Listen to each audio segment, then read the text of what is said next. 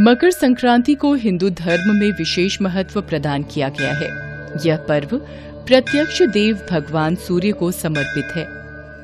भगवान सूर्य का धनु राशि से मकर में प्रवेश करना संक्रांति कहलाती है। ज्योतिष शास्त्र के अनुसार मकर संक्रांति के दिन सूर्य उत्तरायण होते हैं। इस दिन पर सूर्य दक्षिण की यात्रा समाप्त कर उत्तर दिशा की तरफ बढ़ते हैं। संक्रांति के दिन व्रत और दान का विशेष महत्व बताया गया है। कहते हैं कि इस दिन किया गया दान 100 गुना अधिक फल, इसलिए मकर संक्रांति के उत्सव पर तिल का दान किया जाता है। मकर संक्रांति व्रत विधि। मकर संक्रांति व्रत की चर्चा भविष्य पुराण में भी मिलती है। भविष्य पुराण के अनुसार सूर्य के उत्तरायण होने पर संक्रांति व्रत करने की मान्यता है। इस व्रत में संक्रांति के पहले दिन एक बार भोजन करने के बारे में बताया गया है। संक्रांति के दिन तेल और तिल मिश्रित जल से स्नान करना चाहिए। इसके बाद सूर्य देव की स्तुति करनी चाहिए। इस दिन तीर्थों में गंगा स्नान और दान करने से पुण्य प्राप्ति होती है। ऐसा करने से मोक्ष की प्राप्ति होने की मान्यता है। संक्रांति के पुण्य अवसर पर अपने पितरों का तर्पण और ध्यान करना पुण्य फलदायी माना गया है। मकर संक्रांति की कथा और विधि का वर्णन भविष्य पुराण में भी मिलता है। भविष्य पुराण के अनुसार हम आपको मकर संक्रांति व्रत कथा और विधि बता रहे हैं। मकर संक्रांति व्रत कथा 1। पुराणों में जो कथा वर्णित है उसके अनुसार मकर संक्रांति के दिन भगवान सूर्यदेव अपने पुत्र शनि से मिलने उनके घर जाते हैं। चूंकि शनि मकर राशि के देवता हैं, इसी कारण इसे मकर संक्रांति कहा जाता है। इसके अलावा संक्रांति की कथा के विषय में महाभारत में भी वर्णन मिलता है। महाभारत में वर्णित कथा के अनुसार महाभारत युद्ध के महान योद्धा और कौरवों की सेना के सेनापति गंगापुत्र भीष्म पितामह को इच्छा मृत्यु का वरदान प्राप्त था। अर्जुन के बाण लगने के बाद उन्होंने इस दिन की महत्ता को जानते हुए अपनी मृत्यु के लिए इस दिन को निर्धारित किया था। भीष्म जानते थे कि सूर्य दक्षिणायन होने पर व्यक्ति को मोक्ष प्राप्त नहीं होता और उसे इस मृत्यु लोक में पुनः जन्म लेना पड़ता है। महाभारत युद्ध के बाद जब सूर्य उत्तरायण हुआ, तभी भीष्म पितामह ने प्राण त्याग दिए। मकर संक्रांति व्रत कथा 2। एक धार्मिक मान्यता के अनुसार संक्रांति के दिन ही मां गंगा स्वर्ग से अवतरित होकर राजा भगीरथ के पीछे पीछे कपिल मुनि के आश्रम से होती हुई गंगा सागर तक पहुंची थी। धरती पर अवतरित होने के बाद राजा भागीरथ ने गंगा के पावन जल से अपने पूर्वजों का तर्पण किया था। इस दिन पर गंगा सागर पर नदी किनारे भव्य मेले का आयोजन किया जाता है। मकर संक्रांति व्रत कथा 3। शास्त्रों में वर्णित एक अन्य कथा के अनुसार माता यशोदा ने संतान प्राप्ति के लिए मकर संक्रांति के दिन व्रत रखा था।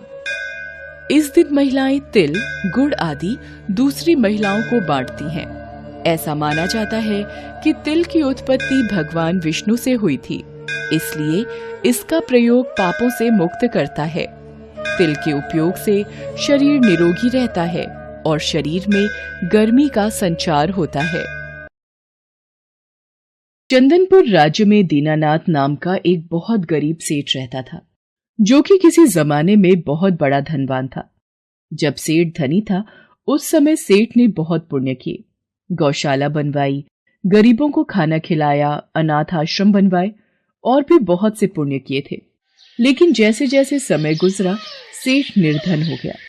एक बार सेठानी जब बाजार से कुछ सामान ला रही थी, तब उसने सुना राजा के सैनिक कुछ ऐलान कर रहे हैं। सुनो सुनो, सारे नगरवासियों के लिए राजा विक्रमजीत का आदेश है कि यदि किसी व्यक्ति ने कोई पुण्य कार्य किए हैं तो वो अपने पुण्य बताएं और अपने पुण्य का जो भी उचित फल है वो इनाम स्वरूप राजमहल से ले जाएं। क्या जिसने भी पुण्य किए हैं उन्हें राजा इनाम देंगे। फिर तो ये बात मैं इन्हें जाकर अभी बताती हूँ। गरीबी में दिन गुजारते हुए हमें भी कहाँ रातों को नींद आती है। सेठानी घर जाकर सारी बात अपने पति को बताती है। सुनिए जी, मुझे आपको कुछ बताना है। बहुत ही जरूरी बात है, जिसे सुनकर आप भी बहुत खुश होंगे। राजा विक्रमजीत ने राज्य में ऐलान किया है कि जिस भी व्यक्ति ने जीवन में कुछ भी पुण्य कार्य किए हैं, वो उन्हें जाकर राजा को बताए तो वो बदले में इनाम स्वरूप बहुत सा धन देंगे। और हमने तो बहुत पुण्य किए हैं। आप राजा के पास जाओ और अपने पुण्य बताकर उनका जो भी फल मिले ले आओ। अगर ऐसी बात है तो मैं कल ही राजा के पास चला जाऊंगा। मैंने तो इतने पुण्य कार्य किए हैं कि गिनते गिनते राजा भी थक जाएंगे। और अगले दिन ही सेठ दीनानाथ राजा से मिलने जाने के लिए तैयार हो गया। जब सेठ महल जाने लगा तो सेठानी ने सेठ से कहा, सुनो जी, ये रास्ते के लिए 4 रोटी बनाकर बांध दी है। राजमहल दूर है, भूख लगी आएगी, कहीं थोड़ी देर रास्ते में रुककर खा लेना। सेठ दीनानाथ घर से निकल पड़ा। गर्मी का समय था, दोपहर हो गई थी। बहुत गर्मी है। दोपहर में तपती धूप में चलना थोड़ा मुश्किल है। प्यास भी लगी है।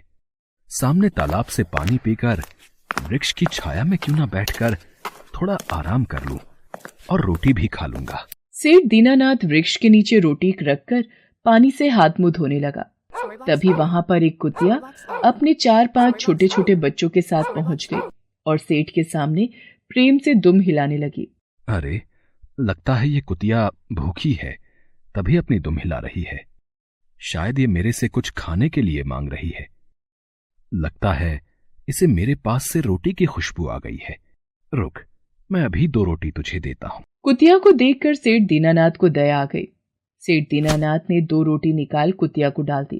कुतिया भूखी थी और बिना समय लगाए कुतिया दोनों रोटी खा गई और फिर से सेठ की तरफ देखने लगी। लगता है ये 2 रोटी इस कुतिया के लिए कम रहेगी। इसके 4-5 बच्चे इसका दूध भी पीते होंगे। 2 रोटी से इसकी भूख नहीं मिट सकती। ये ले, ये बची हुई 2 रोटी भी तू खा ले। कम से कम थोड़ा तो तेरा पेट भर जाएगा। मैं पानी पीकर अपनी प्यास बुझा लूंगा। कुतिया को अपने हिस्से की रोटी देकर सेठ दीनानाथ राजमहल पहुंचा। राज दरबार में राजा विक्रमजीत सभी लोगों से उनके पुण्य कार्य पूछ रहे थे। प्रणाम महाराज, मेरा नाम सेठ दीनानाथ है। किसी समय में मेरे पास धन वैभव की कोई कमी नहीं थी, पर अब मैं निर्धन हो गया हूं। मैंने अपने जीवन में अनेकों पुण्य कार्य किए हैं। मैं आपके समक्ष अपने द्वारा किए पुण्य कार्य सुनाने आया हूं। ठीक है फिर सेठ दीनानाथ जी, बताइए आपने अपने जीवन में कौन कौन से पुण्य कार्य किए हैं। महाराज, मैंने अब तक के अपने जीवन काल में अनेक भूखों को भोजन कराया है। अनाथ बच्चों के लिए अनाथ आश्रम और गरीबों के लिए अस्पताल तथा गायों के लिए गौशाला बनवाई हैं। राजा विस्तार से सेठ दीनानाथ के द्वारा किए सभी पुण्य कार्यों के बारे में सुन रहे थे और सेठ दीनानाथ अपने द्वारा किए गए सभी पुण्य कार्य बताता जा रहा था। महाराज, अब आप मुझे क्या फल देंगे? मैंने आपको अपने द्वारा किए गए बहुत से अपने कार्यों के बारे में बता दिया है। सेठ दीनानाथ, मैंने आपके द्वारा किए गए पुण्य कार्यों को ध्यान से सुना, पर आपके इन पुण्य कार्यों का मेरे पास कोई फल नहीं है। यदि आपने कोई और पुण्य किया है तो वो भी बताएं, शायद उसका कोई फल मैं आपको दे पाऊं। महाराज, जब आप मेरे द्वारा किए गए इतने सारे पुण्य कार्यों के बदले भी मुझे कोई फल नहीं दे रहे, तो आगे के और कार्य बताकर भला मुझे क्या फायदा होगा। मुझे आज्ञा दीजिए महाराज, मैं चलता हूं।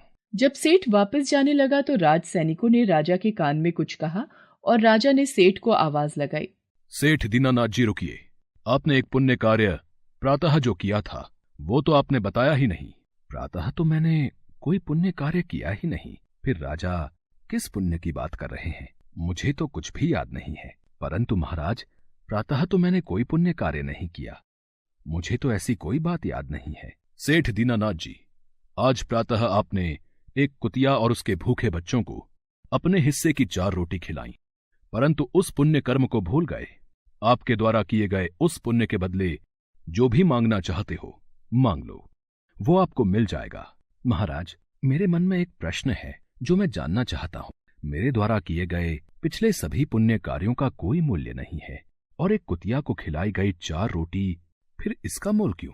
हे सेठ, जो पुण्य करके तुमने याद रखे और गिनकर लोगों को बता दिए, वो सब बेकार हैं, क्योंकि आपके अंदर मैं भावना बोल रही थी कि ये मैंने किया। जब आप में मैं की भावना आ गई तो आपके सब कर्म व्यर्थ हो गए। जो सेवा सुनाकर की जाए, भला वो सेवा ही क्या, परंतु जो सेवा प्रातः आपने रास्ते में कुतिया को 4 रोटी का पुण्य करके की, वो आपकी सबसे बड़ी सेवा है। उसके बदले आप मेरा सारा राज्य भी ले लें तो भी बहुत कम है। महाराज, मुझे समझ आ गया है, हमें कोई भी पुण्य कार्य सुनाकर या बताकर नहीं करना चाहिए। यदि हम किसी को दान दे रहे हैं तो वो भी देने के बाद भूल जाना चाहिए। हमें दान और मदद निस्वार्थ भावना से करनी चाहिए। सेठ दीनानाथ को ये बात समझ में आ गई थी कि जो पुण्य कार्य बिना जताए किया जाए वही असल में पुण्य कार्य है। ढिंढोरा पीटकर किया गया पुण्य कार्य कोई फल नहीं देता। राजा विक्रमजीत सेठ दीनानाथ को बहुत सारा धन देकर विदा करता है। उस दिन के बाद से फिर दीनानाथ के गरीबी के दिन दूर हो जाते हैं और वह परोपकार के रास्ते पर चलते हुए अपनी पत्नी के साथ खुशी खुशी जीवन गुजारने लगता है।